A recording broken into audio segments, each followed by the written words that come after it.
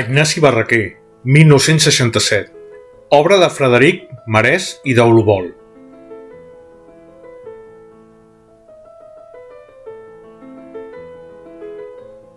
Aquest monument és un homenatge a l'insigne oftalmòleg barceloní Ignasi Barraquer, Barcelona 1885-1965, fundador de la Clínica Oftalmològica Barraquer. Un bust en bronze amb la imatge del doctor Barraquer sobre un pedestal de pedra amb la inscripció Barraquer, creat per Frederic Marès i d'Olobol el 1967, 2 anys després de la mort del doctor Barraquer, i inaugurada pel llavors alcalde de Barcelona, Porcioles, i amb el suport d'una campanya de Ràdio Barcelona. Els veïns del carrer de Loreto van demanar que el monument fos traslladat a la plaça del doctor Ignasi Barraquer, que porta aquest nom des de 1972, però el trasllat del monument fins a l'actual emplaçament no tingué lloc fins al 1989.